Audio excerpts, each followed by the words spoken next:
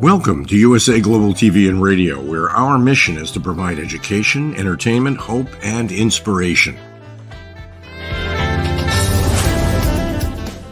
USA Global TV and Radio connects you with experts and audiences all around the world every single day to help you succeed in business and to live a richer life. Visit us at usaglobaltv.com to learn about career and life-changing training and mentoring programs like the Listening Mentor. Subscribe to our newsletter to stay informed about our special programs and offers. Discover how you can become a guest on one of our shows or a host or producer of a USA Global TV and Radio show of your very own. That's USA Global TV and Radio, where the doctor is always in.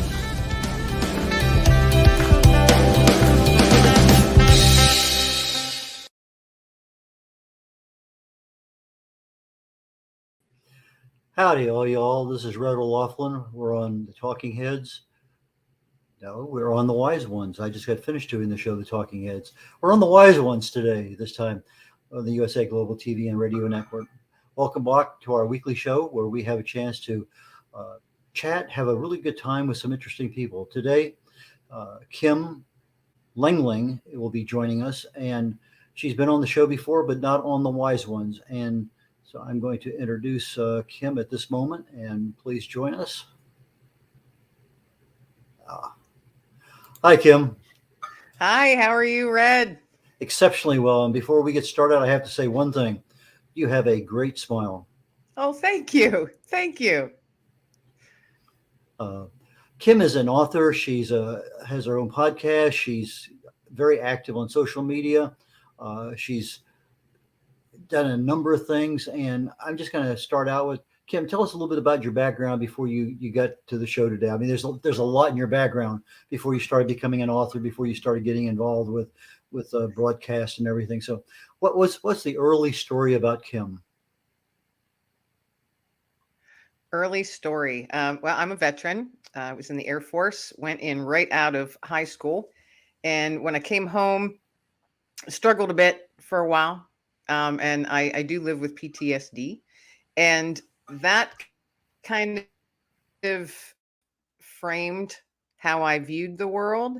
And it was a struggle for a long time, but thankfully I have veteran brothers and sisters that were able to grab a hold of me and get me in the direction that I needed to go. And then I was approached by someone years later if I would like to share my story in a book. And I was like, I'm not an author, and no, I don't want to share my story in a book. But they convinced me and explained to me why it should be shared. And I eventually did do that. And that was the first time I had ever written and was published as a co-author in a book.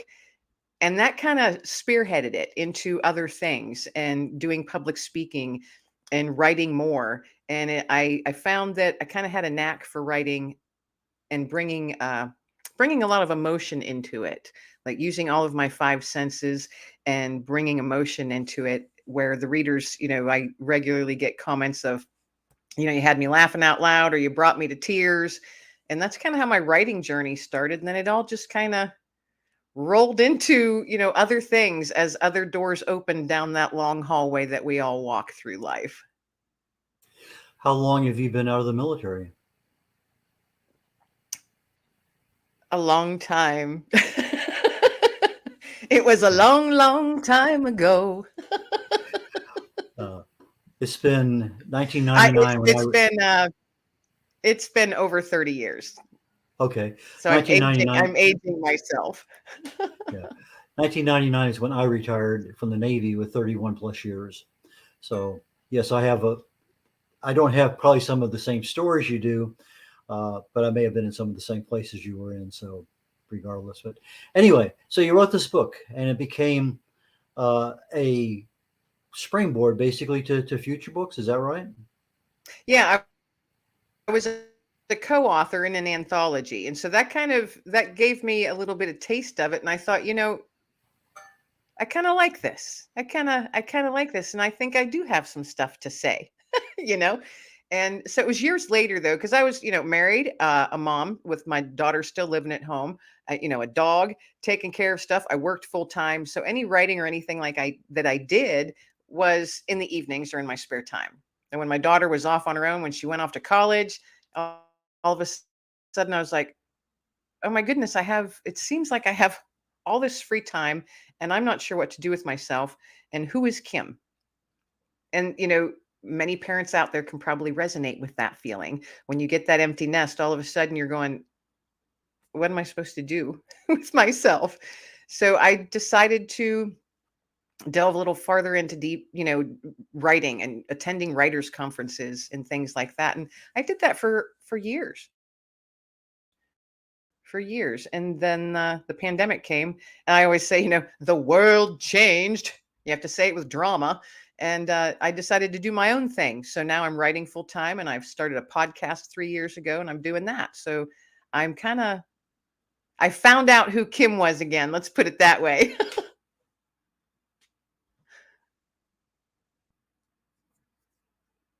Let me fix that. I noticed you have volume 1, volume 2, volume 3, and you use the word grace a lot. So give us a little hint about your definition of grace and how that really and truly affected your life. That was all big part of the journey of also my writing as well. I had told myself, I'm a Christian, and I had told myself for a very long time, many, many years, that I didn't believe in God. And if he did exist, I didn't really care for him. And had quite a bit of anger carrying around with me. And, looking back, I'm thinking, I kind of chuckle at myself saying, Kim, how can you be angry at or have bitterness towards something you say you don't believe in?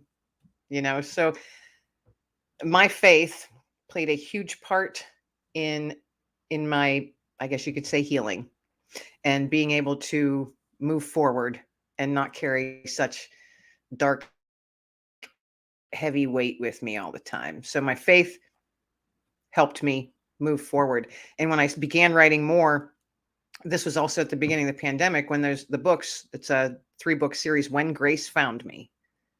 And it was a sentence that just came into my head, when grace found me. And I knew the moment it did. And as things happened, I was connected with a lovely, beautiful soul in the UK. And she's a publisher and publishes faith-based books. And we ended up connecting. And her and I worked together on these 3 anthologies called When Grace Found Me, Volume 1, 2, and 3. And it's stories of women from all over the world sharing their moments of when grace found them and how it impacted their lives for the better.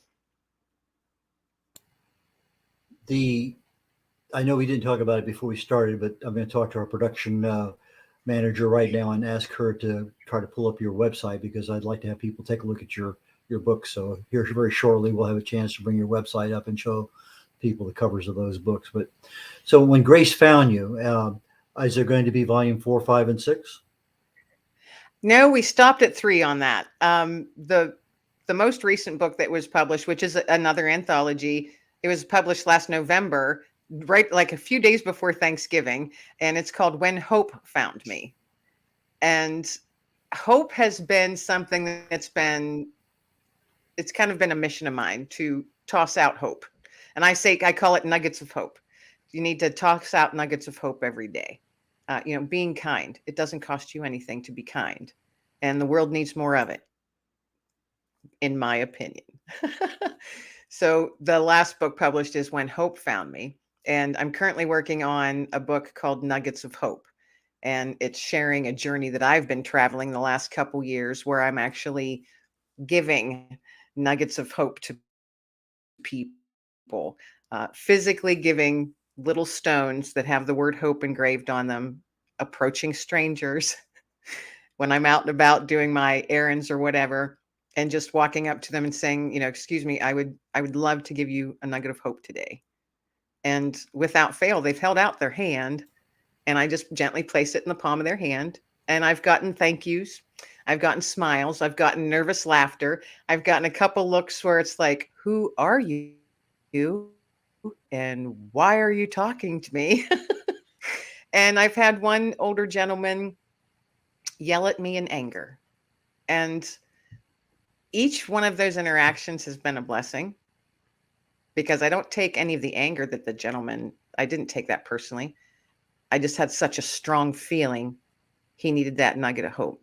And if he didn't appreciate it that day, he might look at it the next day and say, oh, yeah, hope. I remember what that is. So you never know how you can impact someone's life. And me giving these nuggets of hope out to people, I've been doing this for close to 2 years now. It has had such an impact on me. Oh my goodness. I'm very, very empathetic, very empathetic. And I always feel strongly nudged to a specific person when I'm out and about in public. And I'll see someone and I'll be like, oh, I have to give that person a nugget of hope. And so that's kind of what I've been doing lately and writing about it. So I'm keeping all these stories together and I'm putting them all together. And that's going to be hopefully by the end of this year, my latest book out will be Nuggets of Hope. And it's going to be my journey of giving nuggets of hope to people. So the guy who chastised you, for lack of a better word, actually took and kept the nugget? Yes. He was an older gentleman, mid to late 80s. And when I had said, I said, excuse me, sir, I would love to give you a nugget of hope today. He held out his hand. I put it in his palm of his hand. And he just looked at me and said, what the hell do I have to hope for? And he yelled it. And I said, sir, I pray that whatever it is you do hope for, you receive. And he was just angry. And that's okay. That's okay. I can be angry at times too when life is slamming you from every side. He did take it. He put it in his pocket. And I don't feel I'm supposed to stand there and get their story. I'm just supposed to wish them a blessed day and be on my way. And that's what I do.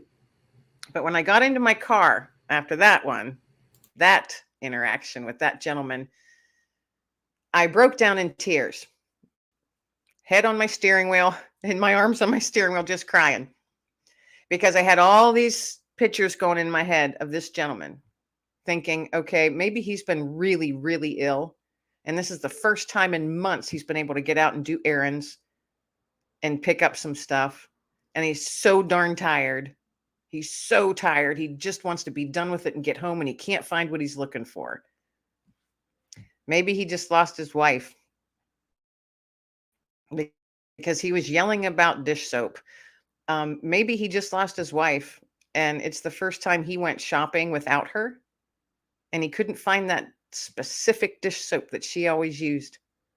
And that was the straw that broke the camel's back for him that day. He's just trying to get through each day by day, maybe minute by minute. And I caught him in an off minute. And that's okay because he took that. So if he didn't, accept it or appreciate it that day, maybe he went home, put all his stuff away, emptied his pockets at the end of the day, put all of it in a bowl on a table in the hallway.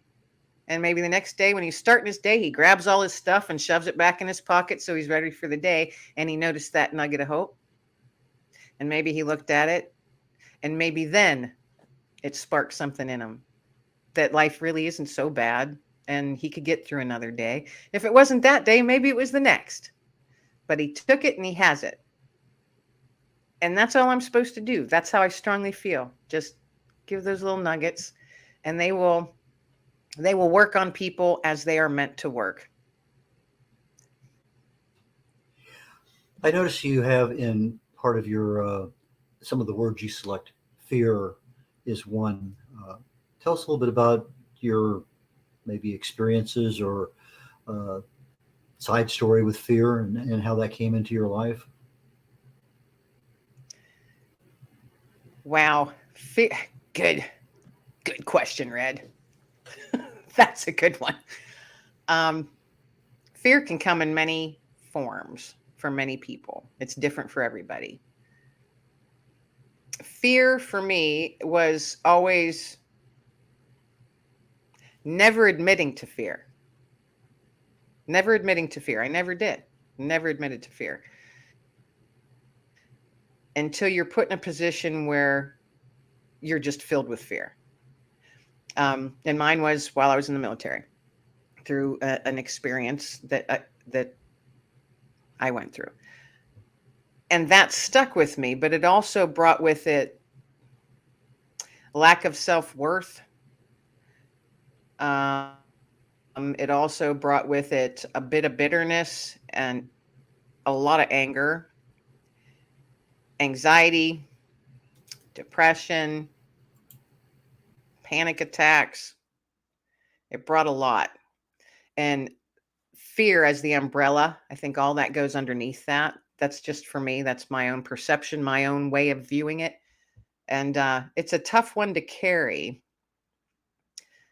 And so my journey has been to beat back fear, because the way I look at it is fear's just it's just a part of the devil. That's how I look at it. And I call him the D-man. I don't even want to give him a formal name, I call him the D-man. I'm like, well, not today. You're not hanging out with me today, because you hung out with me for years. And I felt horrible for years. Worthless. What was I doing here? What was the point? What was the point of being here? And when you reach that level of questioning your existence and why you're even here, that brought me fear too. That brought a little bit of fear, because I was like, Kim, what are you doing? What are you thinking? What are you thinking?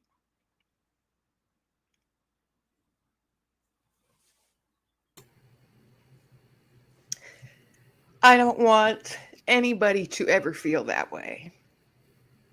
And I was able to crawl out of it with help. Thank the Lord. And I think that's a big part of why I'm on this hope thing. And it came as it was supposed to come. I don't think I was supposed to be tossing out nuggets of hope years ago. I think I was supposed to do it now, the last couple years, because I know what it's like to be in that spot, that dark spot. And there's so many there right now. So many. And that's not where we're meant to be. We're not meant to live in fear and darkness and depression. We're not meant to live that way.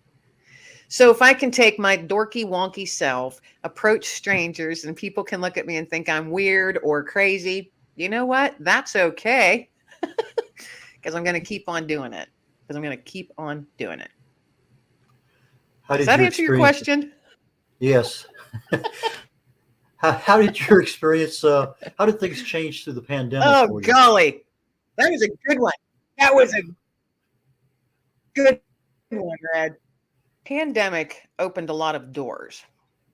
And I know that it was awful for many, many people. But for me, I had no problem being isolated. I had no problem being on my own. But I lost my job at that time. I had a very good job. I was in sales and marketing for over 25 years. That was my thing. And I lost my job like many, many, many others did at the beginning of that, when the world changed. And when I lost my job, I had a little anger there, and I told myself, Kim, you know what? Be angry for 24 hours. Done. 24 hours, done. So I was quite angry, and I was really good at it. I nailed it for 24 hours. And then I, woke up the next day and said, all right, time to pull up your big girl panties, Kim. What are you good at? What are you passionate about? And what do you want to do? So I figured that out, and I was like, well, I want to write more. I like public speaking. I've been doing that for years. I want to write more. And hey, there's something about this podcasting thing. Maybe I'll look into that. And at that time, as you well know, Red, fear was everywhere. It was floating in the air.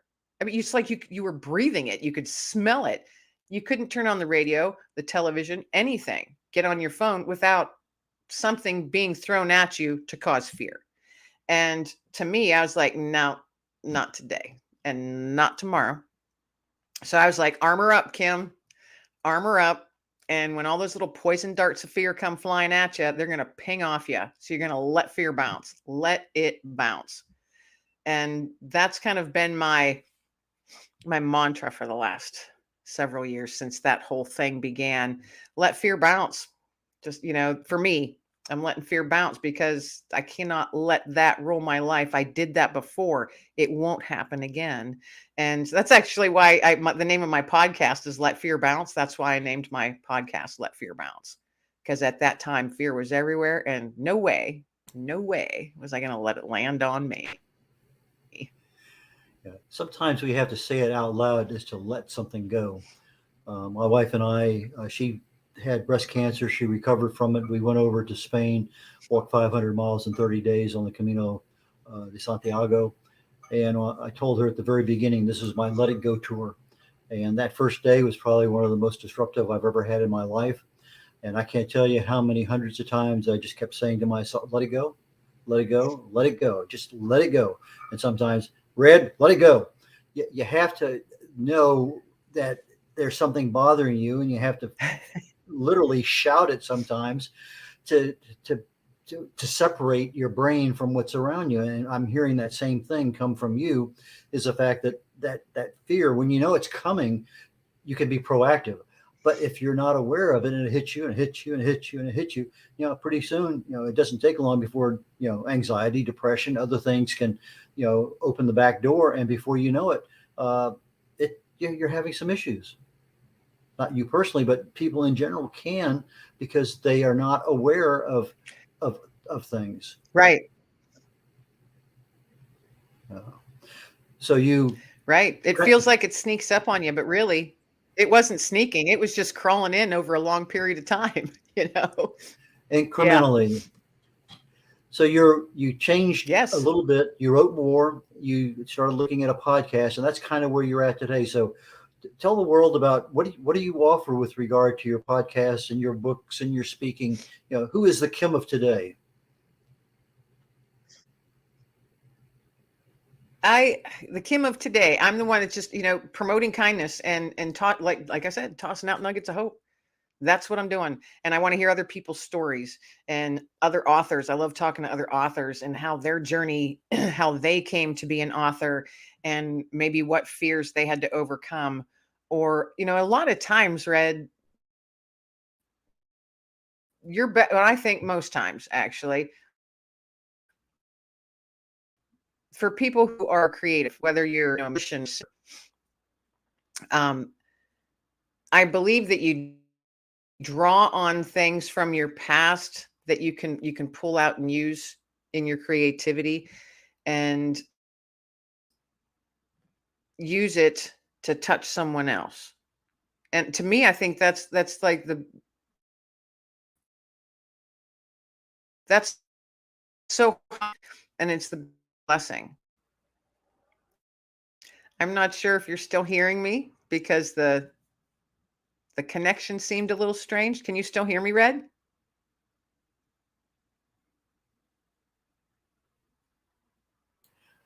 I still heard you can't through hear that. you. It was testing 1, 2, 3, 4. Okay. I heard you. What you were saying. I can hear you. I can hear you now. There was some little breakups in between, so I don't know if it was bandwidth or whatever it may happen to be. But yes, I heard what you were saying. But sometimes the image froze a little bit and the voice continued, and sometimes the video was going and you could tell it wasn't synced. Regardless, but I did hear through that whole thing. Yes, thank you. Right.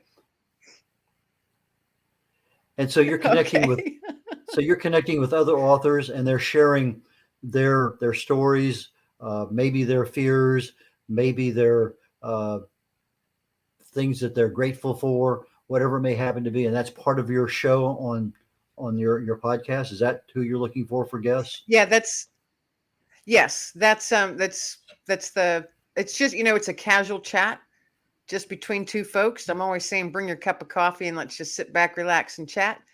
And I've met the most amazing people the last several years from all over the world, just amazing people, people who have brought me to tears. They've humbled me. They've blessed me.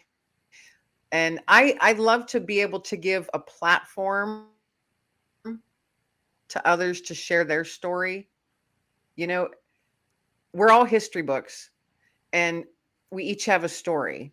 And it doesn't have to be a traumatic story, but everybody has a story. And there are those out there who need to hear it. Now, your story is probably, it's not for everyone, just like my story is not for everybody. But for those that hear it, that it is for, just think of the positive impact you can have. Mhm. So for my podcast, that's I love doing it. I absolutely love doing it because I'm able to share some stuff or things that I'm going through now, and my guests share some stuff, and you never know where it's landing. You never know where it's landing, and I think that's also part of the beauty of it. We don't need to know where it's landing. I don't focus on numbers and all of that. My focus is get the guests on there, have them relaxed enough to share something, be raw, be real, because I know someone out there needs to hear their story. So that's why I started the podcast, and 167 plus episodes in now, still going, and I'm still enjoying every minute of it. So yeah. Who's an ideal, not client, who's an ideal guest for your show? If you had to say, I would love to have somebody like that, so who would that be? I don't have one specific type. I've had doctors on, I've had social workers on, I've had filmmakers on, musicians on, authors on. It's just, if someone has a raw, authentic story that they would like to share, and how that built them to what they're doing now and who they are now, and it built them in a positive, might have been a really rocky road to get there, but you still came out the other end, stronger, better, impacting the world in a positive way. I love to talk to people who are making their own impact, positive impact on the world. That's so, you could be anything. It doesn't, titles don't matter to me. If you're making a big impact on the world, or even your slice of the world. That's why I always say, I can't change the world, but I can change one person's world. I want to hear those stories, by golly. There's a gentleman, him and his sons, I talked to last year, and I connected with him because he was making hope baskets. And I went, got to talk to this guy. And unfortunately, he had lost his wife to cancer. And his sons said, we want to do something to help other people. And they came up with sunshine. They made sunshine baskets or something like that, yellow, the color for hope and all of that. And it just kind of morphed into it a little, got a little bigger and a little bigger. And now they make these hope baskets and they send them to people who are currently going through treatment to help boost them, and let them know that people care and that, hey, you've got this, so something like that. And that was a gentleman who's a school teacher, and he just had a story to share. And I thought that was worth sharing. So yeah, anybody's got you're making a positive impact on the world, even your small slice of the world. I love sharing those stories. Just love it. Fantastic. Why don't we bring up your website and you can take us on a little guided tour and show us what's available there? Okay. I'm going to let you do the directing since you're more familiar with the website than I am, Kim.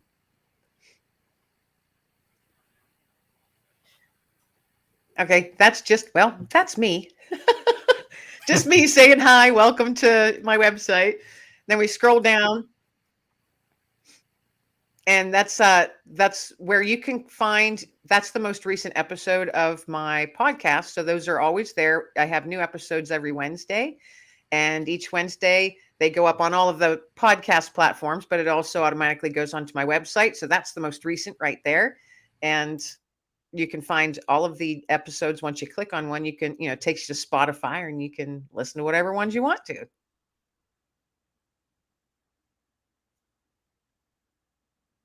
Those are my books. Those are the Grace 1, 2, and 3, When Grace Found Me. And then the one farthest to the left, When Hope Found Me. That is the most recent one.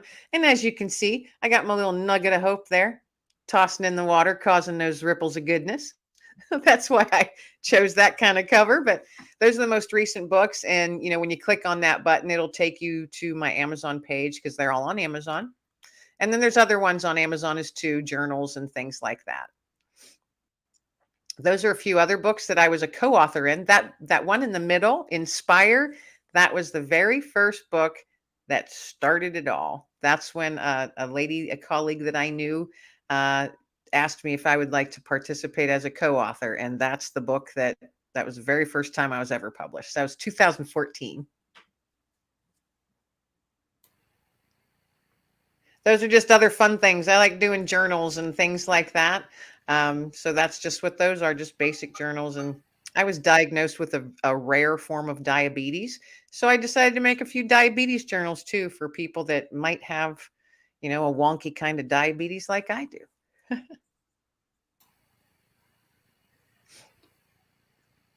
And there you have it.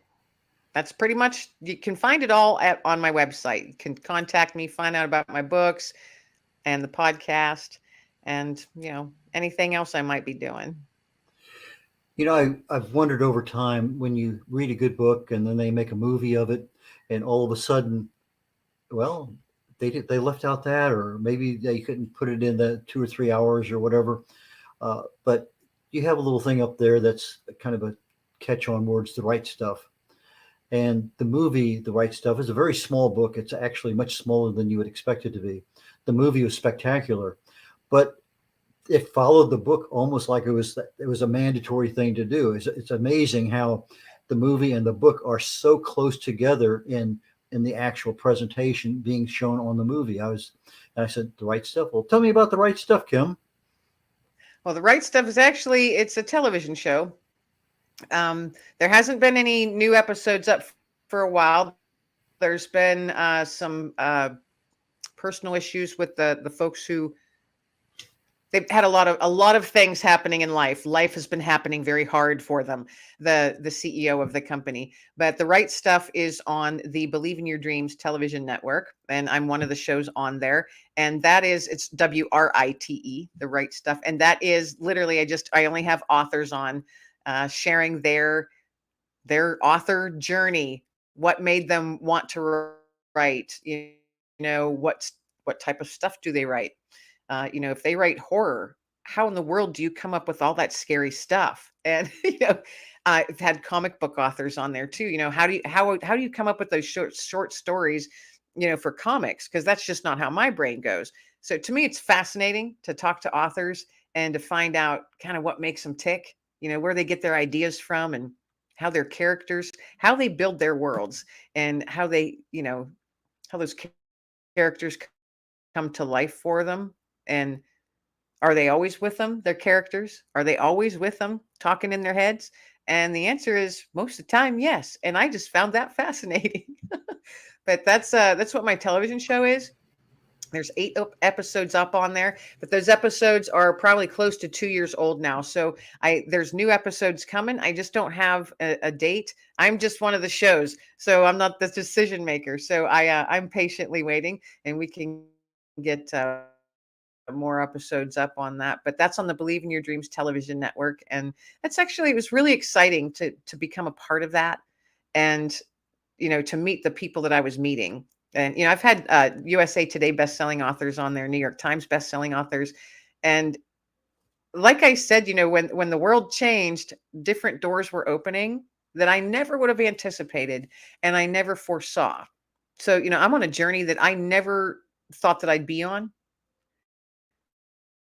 and I'm loving it. it's wonderful getting to meet so many different people and, hear how they have had an impact and how what their work is. Their work has a positive impact, no matter what it might be. So yeah, it's pretty cool, actually.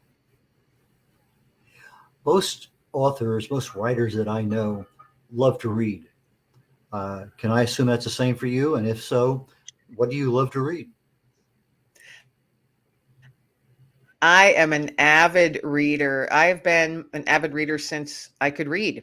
I would say 5, 6 years old.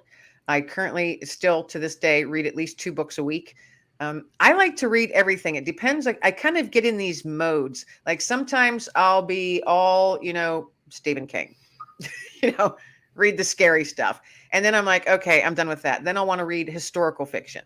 So I'll be in a mode for that. Then sometimes I just want some fluff, some chick flicks or chick lit, read some of that stuff for a while. So I like reading everything.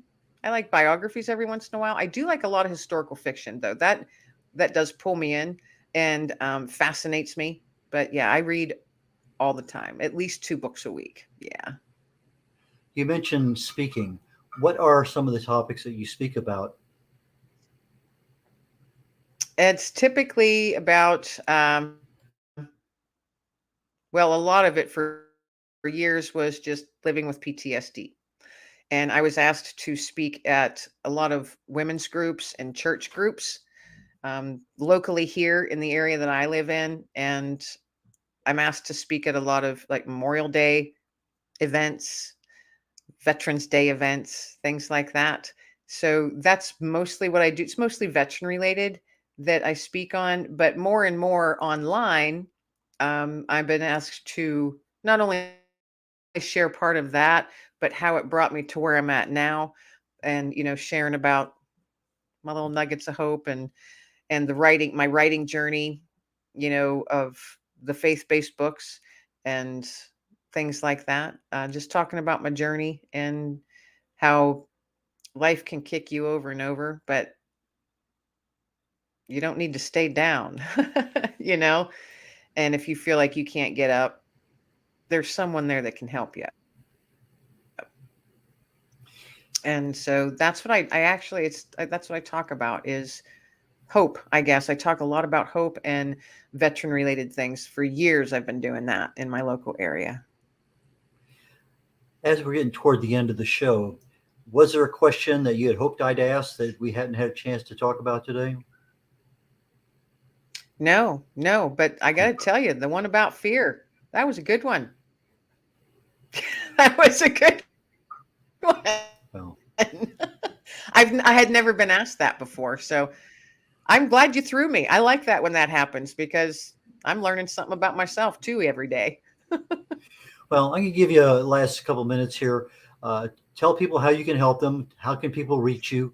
Uh, Anything that all we can help market you and the programs you have going. Folks, if you want to get in touch with me or see what it is I'm up to, like we had said earlier, you can get right onto my website, which is just my name, kimlenglingauthor.com. Shows you everything on there. I am always open to hearing folks' stories. So if you think that you might be a good fit for my podcast, reach out to me through the contact page on my website. I'm also in the midst of thinking of a couple more anthologies that I want to put together. Now, I am working on 2 books right now. So this isn't anything that would be happening right away, but hopefully published early to mid next year. Another anthology. So if you would like to be a co-author in an anthology, reach out again through my website and just say, hey, heard you on this show and you have, a story you think might fit an anthology. I'm not sure what direction we're going with it yet, but just think about it. Something to think about. But that's what I'm doing. That's what I do. My podcast and the anthologies. I really do enjoy bringing people together and being able to put all those together and then get other people's stories out into the world that way. And a lot of times it's folks who've never been published before. So that's always fun too, to give people that opportunity. So that's pretty much it. I'm pretty simple. Okay, for our audio audience that can't see the crawler, it's Kim, Kim, Lengling, Lengling, author, author.com. So Kim Lengling, author.com. And Kim, I really and truly appreciate it today. I didn't mean to bring tears to your eyes with a question, um, but again, you said that you love challenges, and I didn't realize that was a challenge. I just thought because your podcast was named that there must have been some reason why. But I'm glad that you were able to share your emotional feelings, and that is a big thing sometimes, to share that kind of emotion. Yeah, you got to keep it real, Red. You got to keep it real. I'm telling you. So, anyway, I'll catch you later on, and I'm going to go ahead and close out the show, and take care. And I look forward to joining you on one of your shows here very shortly. Awesome. Thanks so much for the opportunity. Be well. Take care, Kim. This is Red O'Laughlin getting ready to sign off on The Wise Ones on USA Global TV and Radio Network every Thursday at 2 o'clock Eastern, 1 o'clock Central. We're having a special show today immediately following this one. We had to revamp the schedule. My normal show for the Talking Heads usually occurs in about 10 or 15 minutes. We had that show just before this one today so that we could accommodate schedules. There's going to be another, first time ever, that we've had a double show back-to-back on The Wise Ones. And so I have to, actually, I don't have to. Normally I'd have to put on my running shoes and go over to the other studio and get ready for Talking Heads, but I've already done that. So all I'm going to do is take a glass of water, cool down for a minute or two, and get ready to start the next show. So thanks, Kim, for joining us today. And very shortly, we're going to have another episode of The Wise Ones on USA TV and Global US Global TV and Radio Network. Again, Red O'Laughlin. Catch you all next week. Take care. Bye, y'all.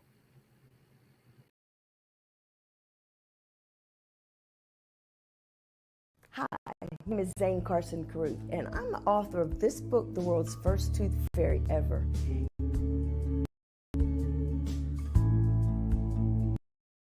Reading is magic. Studies have shown that reading to your children lays the foundation for greater outcome. And at Amazon, Barnes & Noble, and Walmart.